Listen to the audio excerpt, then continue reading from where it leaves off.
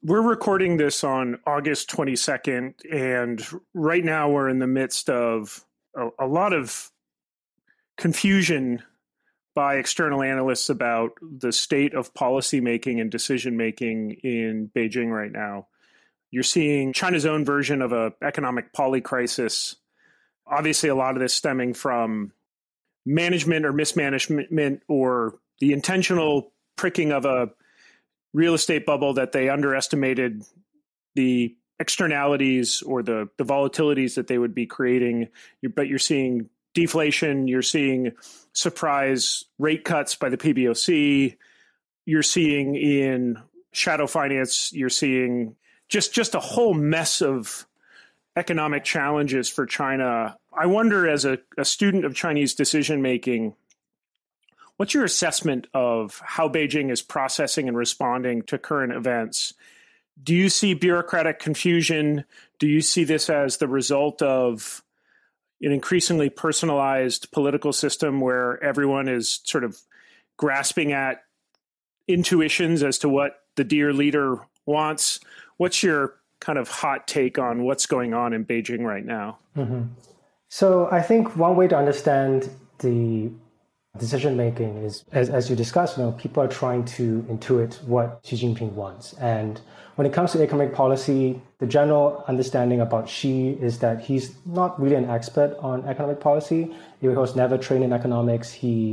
Although he had experience governing major provinces like Zhejiang and Fujian, where he had experience managing the local economy, but there's a sense that most analysts and people who have met Xi and spoken to him, they don't get the sense that he truly has a good grasp of economic theory or the sort of nitty-gritty policy details that might expect a more technocratic leader to grasp and be able to come to terms with in setting economic policy.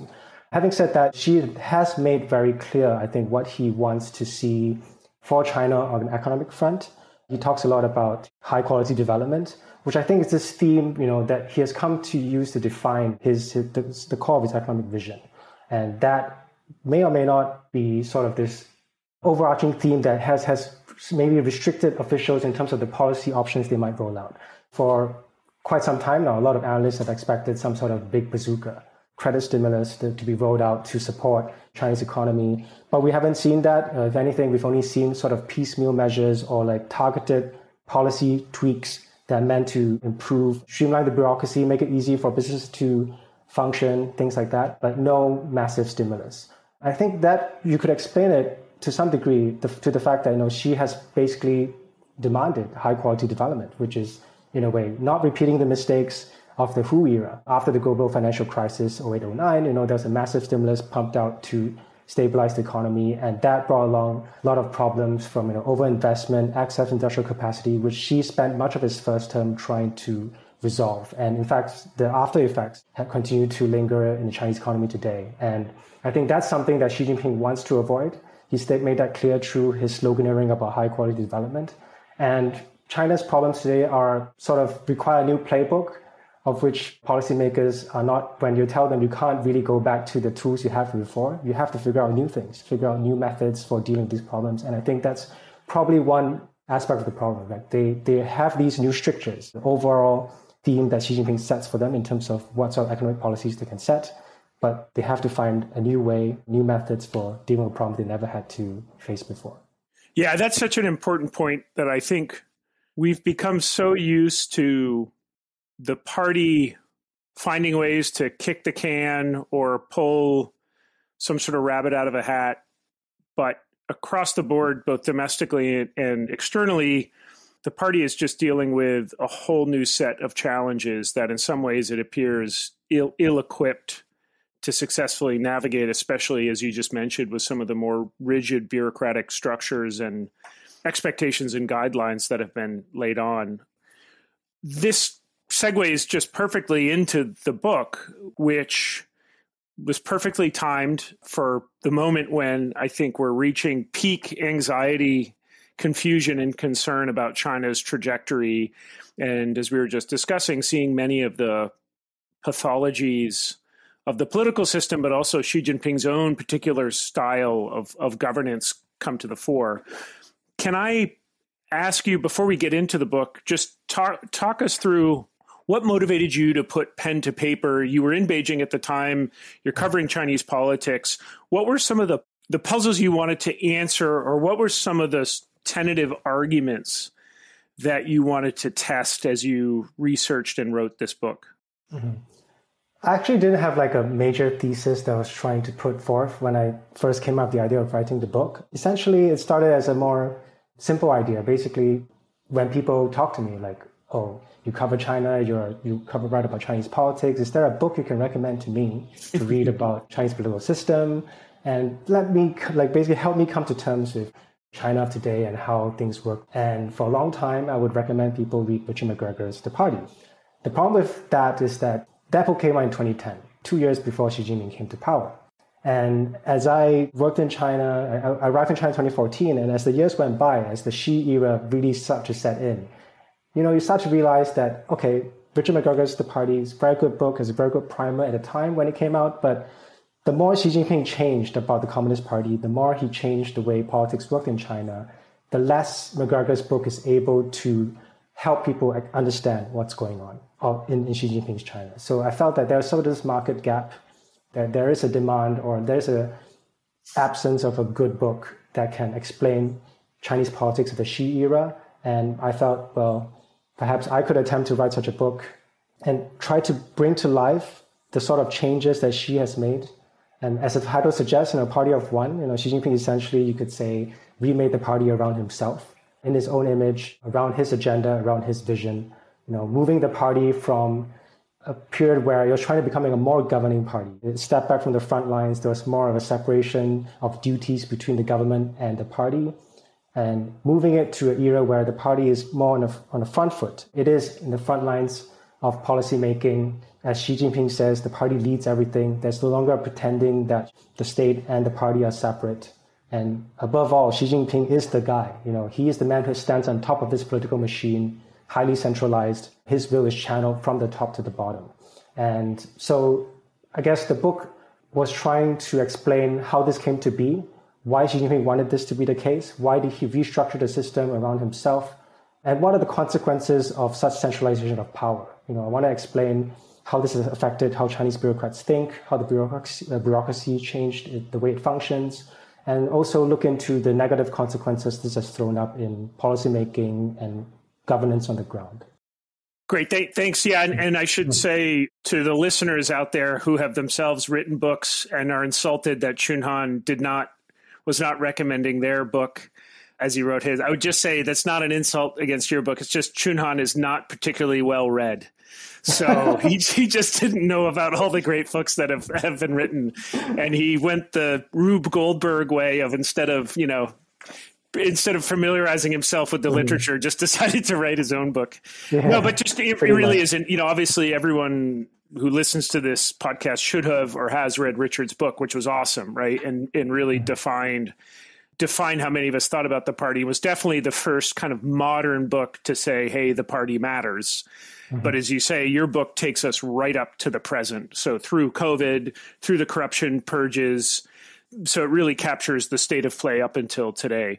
Mm-hmm. We don't have time in this podcast to talk about everything in the book because it does span the entire gamut of Xi's time in power.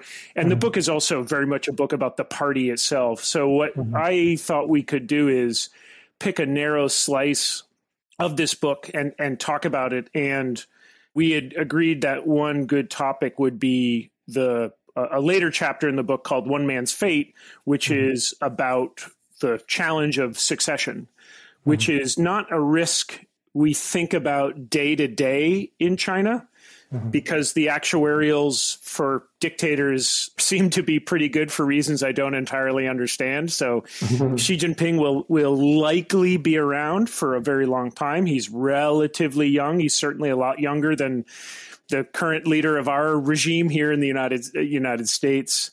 But nonetheless, whereas we know exactly what the succession procedure would be in a constitutional democracy or a political system with more regularized power transition mechanisms, China, it's an entirely different story. So I thought we would talk about that. And if I could pose an initial question to you, which is a level set question before we get into Xi Jinping is, can you first just talk about succession in authoritarian political systems more generally, and including in China across time? Why is it so difficult for autocratic political systems and China in particular? Again, this is not a new problem. Why is it so difficult for them to regularly, predictably, and in a systematized way transfer political power from one autocrat to another? Yeah, so this is the core question. As you and I know, Bruce Dixon once famously wrote this thing that the central drama in Chinese politics since 1949 is succession. And in fact, you could go further than that. Chinese imperial history is full of succession dramas. As I wrote about in my book, the first anecdote I use in the chapter on succession is actually describing how Qing dynasty succession politics functioned, and particularly how they ended up using this system of secret naming of a successor, where they write the name of the next emperor, put it in a box, put it behind this tablet that sits above the dragon throne. And officials, when the emperor dies, would compare two copies of one on the emperor's person and the one in the box to see whether the name of the next emperor matches up, and if so, you know who the next guy is. That's sort of like a way to tell the reader, like, this is a long-standing issue that Chinese people have thought about, Chinese leaders throughout the centuries have dealt with. And so in some ways, Xi Jinping is not unique in confronting this problem. He has, in fact, you could argue, thousands of years of history to look back on to figure out, what are some of the best practices that he could use in trying to decide how he's going to hand over power himself. Specifically about authoritarian systems, I guess one way to look at it is the core problem that any authoritarian leader has to deal with is this thing called the successor's dilemma. Autocratic leaders tend to prefer installing successors who they believe can protect their legacy and also their personal safety in retirement. But at the same time, the leader in waiting, the next guy, has to start building his power base ahead of time. You cannot leave it too late or too close to the handover, or even after, before this successor starts to build his own power base. Because if that's the case, then there's a very good chance that the next leader could get deposed or be made an ineffectual leader after he actually takes office. And if that happens, then the previous leader would have failed in his primary task, which is to hand over power to some guy who can basically uphold and defend his legacy.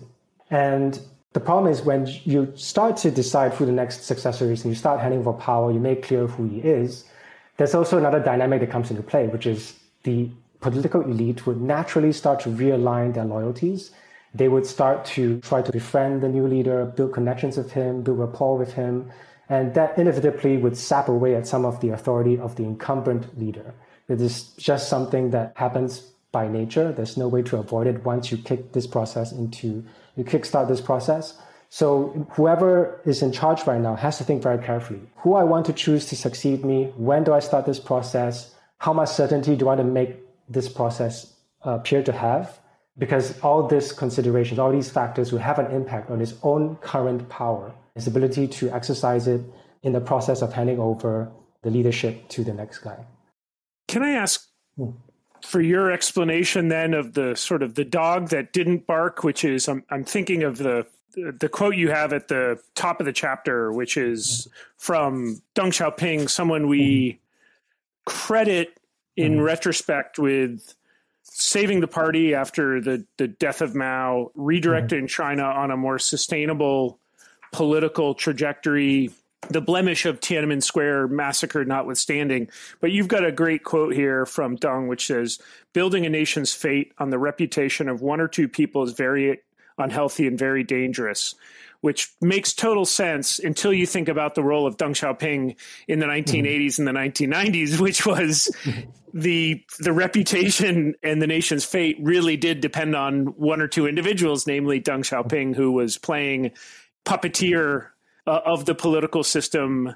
But it raises an interesting question, which is, although he was serving the role formally and then informally as primus inter pares, manipulating and determining succession outcomes, he also did, by the time he died in 1997, had positioned a few leaders in place who could then rule China. And it seemed to many of us, if we were having this discussion in 2007, 2008, wow, they've actually solved this succession challenge. Why do you think there was this period in the 100-year history of the Communist Party stretching from the 1990s or maybe the aftermath of Tiananmen Square to the rise of Xi Jinping in 2012. All the things you just mentioned about successor's dilemma, all those pathologies or potential pathologies existed in the 80s and 90s and the 2000s. Why do you think Beijing was able to sort of plug its fingers in the hole of the succession dam and hold it together for that long? Sorry to drag this question on, but put it another way, I guess. Is the puzzle Xi Jinping not selecting a successor? Or is that just the reversion to the norm? And the puzzle is actually this 15 or 20-year period in the 90s and 2000s when China was able to essentially hold together for the better part of 2 decades a somewhat stable succession process. What's the puzzle? Mm-hmm. I think the 20, 30 year where we had a stable and somewhat predictable succession process, actually the exception that proves the rule. Because for most of Chinese history, we had authoritarian leadership, right? We had imperial dynasties and then transition to the Republic of China, which also had its own issues with succession, even after it was forced to relocate to Taiwan. And now People's Republic, you could argue that there's a far more continuity in terms of the problems of leadership succession throughout these various regimes. And that couple of decade period where Deng Xiaoping handed over power to Jiang, and Jiang handed over power to Hu, and Hu handed over power to Xi, with quite reasonable amount of clarity, and timelines were more or less met, with the exception of 1 or 2 cases.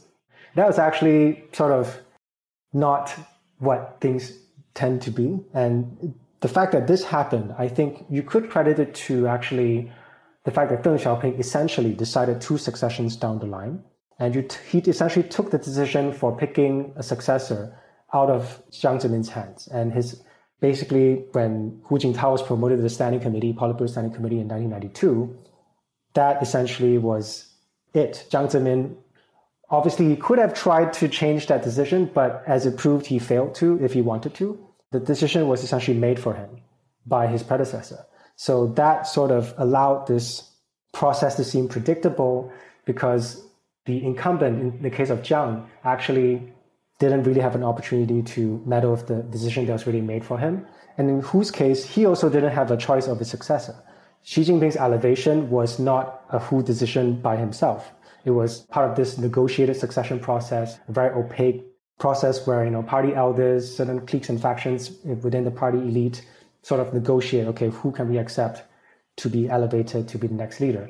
So neither Jiang or Hu actually had free hand in deciding who the next guy is. Yeah. Deng Xiaoping had that, and he decided 2 successions down the line. So I think that gave us this sort of illusion of stability and predictability.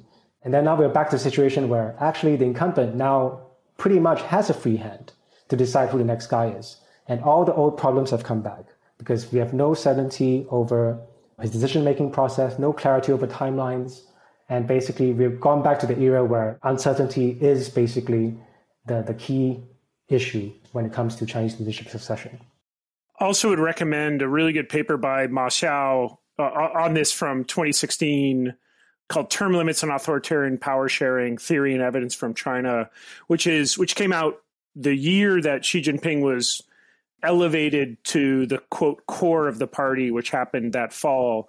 But what Ma Xiao did really effectively in this paper is essentially describe the power sharing dynamics that are needed for a sort of somewhat stable term limit succession process to be in effect. And as soon as you see the breakdown of that power sharing agreement, then succession term limits go out the window. And that clearly proved the case with Xi, that as long as you had numerous relatively powerful factions in the party, it sort of maintained a succession process because that was the result of a competitive political process. But under Xi, you don't have those factions, and so it breaks down. So anyway, Ma Xiao's paper is really good on this front. I wonder if next you can talk about how Xi Jinping managed to disassemble that tentative, fragile process that you just outlined that occurred under Jiang Zemin, then Hu Jintao, of course, under the shadow of Deng Xiaoping. Was this just a matter of some of the environmental and ecosystem attributes of the Zhang and the Hu period disappearing, and therefore that opened up space for Xi Jinping to simply assume the mantle and not feel compelled to pass it on? Or did he take offensive bureaucratic moves to ensure that a decision on succession was his alone? I think one way to look at it is that I don't think Xi Jinping was attacking the problem in terms of like, oh, how do I want to do succession?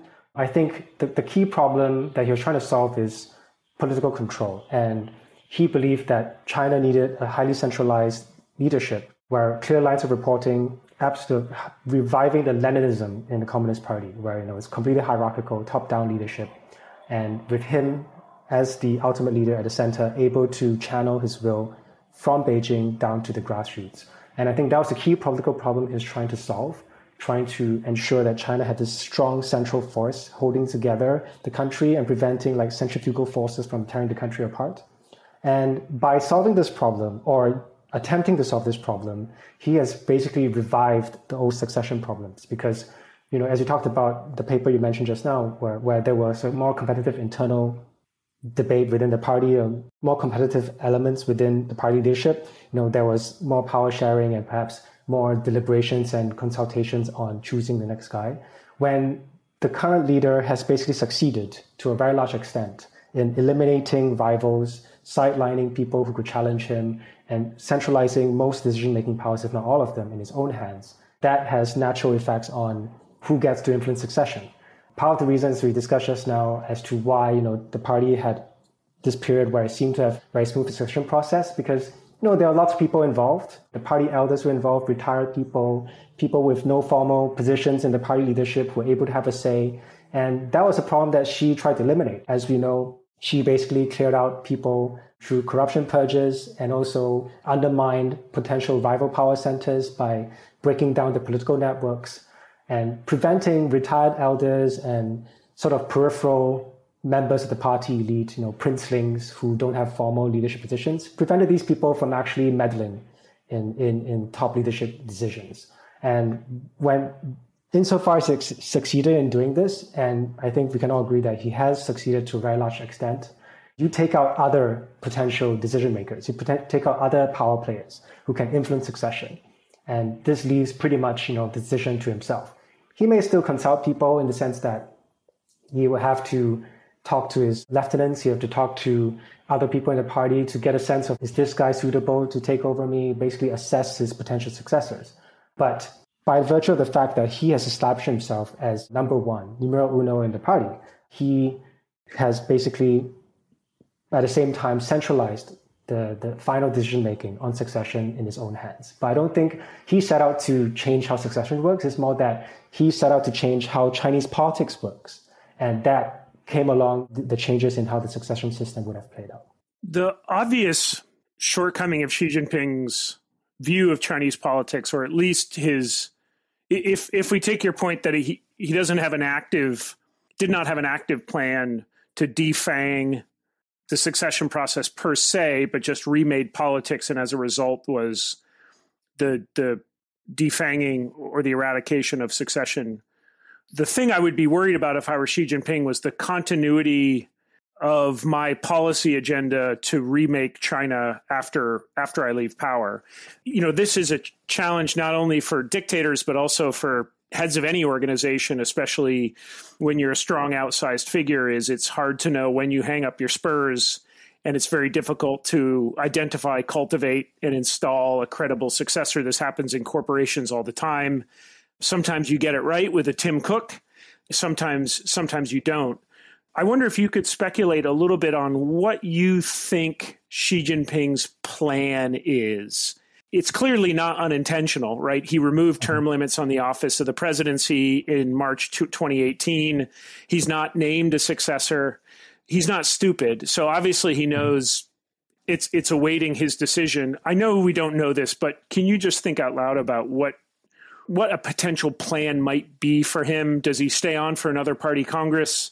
And then at the 21st Party Congress in 2027, sort of put someone more clearly in the position? Or do you think he does a Mao and just basically hangs on till the very end with some kind of weak attempts to install a Lin Biao or a Liu Shaoqi only to see them swatted away? First of all, I think in terms of what I mentioned just now in answering the previous question, in terms of like how Xi Jinping views the succession problem, I think it's interlinked. Why he ended up changing the succession process is because these are certain, strictures that prevent him from exercising power fully. As you mentioned, the succession dilemma earlier, the timeline as to when you hand over power, the fact that you have a term limit on yourself does impose real limits on your ability to exercise power, because people anticipate you exiting office by a certain time frame. That means they naturally start to gravitate away. They start to identify potential successors, and your own power starts to ebb. So Xi Jinping, in trying to consolidate power and centralize power in his own hands, has to change the way succession works in China by dismantling some of the past procedures and practices. But as I was explaining, I don't think he set out to change succession for its own sake. It's because he wanted to centralize and consolidate power in his own hands to enable himself to pursue his own vision.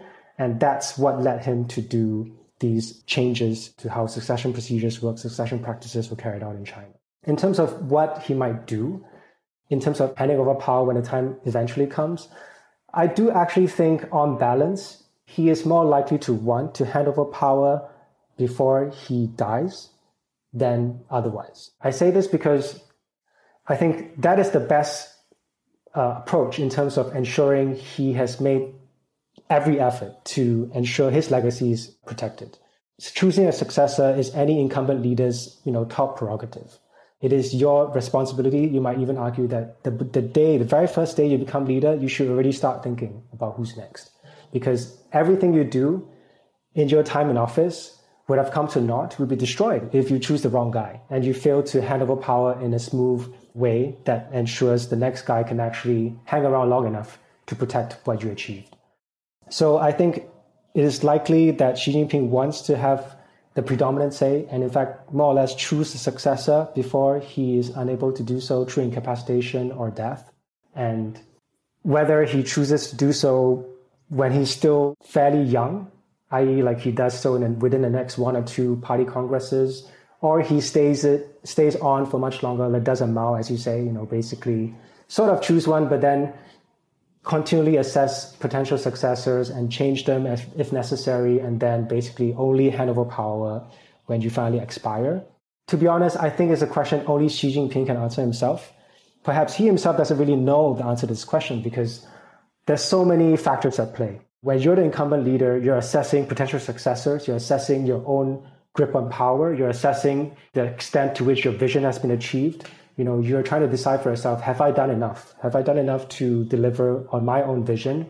Do I want to stay on longer to try to see if I can achieve more? Do I feel comfortable in handing over power? Is there anyone in my team right now who I feel comfortable in taking over me? Yeah. So all these are very complex, dynamic issues, which Xi Jinping was constantly evaluating and re-evaluating as he gets more information, as he sees people perform. By now, he may have identified like a few people who he thinks has the potential of taking over one day, but his views of these people might change as they perhaps make mistakes or someone else does better than anticipated. So this guy actually now gets elevated in his point of view as a better potential successor. All these questions are unanswerable for people on the outside. Even people on the inside in a system like China's, Leninist system, highly opaque, there's huge information asymmetry. People at the very top perhaps might know more than we do, but they also don't have perfect information. Yeah. Within the top leadership, people also, second guess each other. They try to figure out what he knows. They don't know what leadership the Xi Jinping thinks. They try to play on that to game the succession process in their favor. So basically, in short, it's a very difficult question to answer, even for people within the system. So much more for us. I think that's such an important point, and it's something if you look at former high-ranking officials in other autocratic systems who come out and write memoirs or articles. You saw a lot of this reporting coming out of the Soviet Union and the satellite states, officials who would indicate just how poor the information environment is in the system, partly because, as you mentioned, sort of structural opacity, but also the amount of misinformation that is a direct result of bureaucratic infighting everyone currying for the leader's favor, attempting to sideline other potential bureaucratic rivals. And then finally, I was just thinking that the list of things Xi Jinping will have to contemplate indicate to me why he's going to stay on forever. Because given the challenges China is going to face over the next decade to 10 to 15 years, I don't see any point where Xi Jinping says, my work is done here, comrades. Two, individuals always underestimate their health. It's the classic problem of try to get grandpa to stop driving to the store and try to have that battle, right? It's very hard for individuals to unilaterally say, you know what, I think I am too old, time to hang up the spurs. And then the third issue you mentioned is, does he trust anyone to take over? A structural side effect of autocratic governance is you don't really like being surrounded by people more capable than you. Mm-hmm. You want people who are not a threat to you and will just do what you want. So that means this is why oftentimes you have sycophants next in line for the job. So, I think he may have a plan or an idea, vague idea, but I think that the tendency will always be, next party Congress. Yeah. Maybe if I can now just final couple questions, then we'll let you go. One is, let's imagine a world in which, and you've done some great reporting on Xi Jinping's health and the rumors around it. Let's imagine, and I'm not wishing this on Xi Jinping, I don't wish this on any human being, but let's just imagine tomorrow he has a heart attack and he's laid up in the hospital, goes incommunicado, or let's imagine he dies relatively young at the age of 70. What do you expect would happen in the system? Walk us through those first few hours and days. What process is there, and what do you think, irrespective of the process, what do you think the actual churn would look like as the system tries to respond to an incapacitated or a deceased Xi Jinping? Mm-hmm. Well, this is a very difficult question, and any answer would be highly speculative. And I think it would be remiss not to bring out the famous 2017 movie by Armando Iannucci, Death of Stalin, as a sort of device for trying to help us think through like what sort of outcomes and what sort of things might happen in the event of the incapacitation and or death of a very powerful leader. And as you saw in the movie, of course, the movie is highly fictionalized depiction of real events, compressing things that happen over many months or even years into a span of, I think 1 or 2 weeks. But I think the dynamics it showed, the sort of processes the main characters went through in trying to sort out, succession arrangements, trying to put themselves in, prime position to take over. That's the sort of dynamics we can expect to see in event of a similar development in the Chinese system. And the problem is we don't really have many clear rules and procedures to fall back on, at least in terms of what's written in the Constitution and other relevant regulations. As we know, the General Secretary is the most powerful position, and it has to be chosen by the Central Committee, who can convene the Central Committee meeting in the event of leadership incapacitation. There is no 25th Amendment, right, in the Chinese system. Who gets to decide that Xi Jinping is incapacitated to a sufficient degree that we must summon the party elite to come together to discuss and ruminate on the choice of interim successor or full-time successor? Like, all these questions are important ones, but insofar as the letter of the party charter and the Chinese constitution are concerned, there is no procedures. In the absence of clear procedures, I think what might happen is people in certain key positions who have control over information flows, who have control over certain key institutions like the security forces, or are able to control the flow of information within the party. These people might have far more power than their titular positions suggest, because they can shape events in terms of how the leadership responds. Who finds out first? Who finds out the leader is capacitated first? Who do they tell? All these little things can affect how the party responds, because different people finding out different times, responding to the situation and acting first. As we saw in the movie Death of Stalin, everyone tried to get to Stalin first. Beria, Khrushchev, Malenkov, they all raced to the dacha because they wanted to be there first and take control of the situation. So I think a similar dynamic might play out in the Chinese system. Unfortunately, with so little information, about how precisely information flows work in the top Chinese leadership, we are left to guess as to who actually in the leadership can influence this process, who might be in a better position to shape outcomes. But I think it's clear, for example, we know that currently Han Zheng, vice president, is almost certainly not going to be the next guy. He is in a ceremonial position, even though by the constitution he would step up as president in the interim, but there's no impact on who becomes general secretary. A general secretary, more likely than not, will come from someone within the standing committee or perhaps even within the broader Politburo. But at the same time, we have no clear idea because all that depends on very contingent events that happen in the wake of leadership incapacitation, interpersonal relationships between individual leaders, which we're not very clear about. We can guess as to who has better connections with someone else, but ultimately it's something that we can only speculate about. And so for all this internal dynamics at play, I think it's very hard to realistically game out actual scenarios. But I think having known that what is incumbent upon us is to try to understand what factors are important. And when something does happen, we are better prepared to read the tea leaves, so to speak. We see certain signs emerge. We see certain things happening. We can use our contextual knowledge of how things have happened in the past. We can use past events as references and try to guide our analysis as to what's happening in the system and perhaps react better. This is a topic of, as you say, it's fraught with speculation, but it's also one that's pretty darn important given that China remains the second largest economy in the world, a very active nuclear weapons state, huge global military, diplomatic presence, and as you just mentioned, tons of speculation about what would happen if Xi Jinping choked on a dumpling, which, as we saw, I always mention this anecdote, but when Ronald Reagan was shot in 1981, Alexander Haig, the then Secretary of State, stood up in front of the press and said, "I'm in charge." And he wasn't. It was the vice president who was technically and de jure in charge. But it shows you, even in a democratic system with really well-refined succession procedures, there's still lots of uncertainty about what would happen if a president were to be incapacitated or to be killed. This happened when Donald Trump got COVID-19. Again, his health wasn't seriously in question, but I remember lots of breathless coverage in the media about transition of power, what it would mean for policy agenda. I mean, I think we can multiply that by a factor of 10x if we're thinking about China.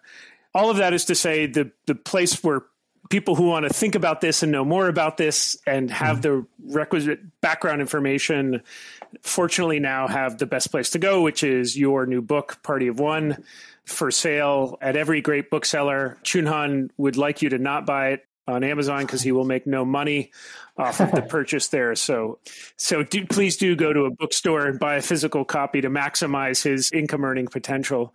Chunhan, thanks so much for this great book. Also, your continued great reporting. You've got a piece out this morning that I just saw on the fine that was levied on Minsk Group. So you're still the place to go and the person to read to understand China's evolving political system. So thanks very much for your time. Thank you.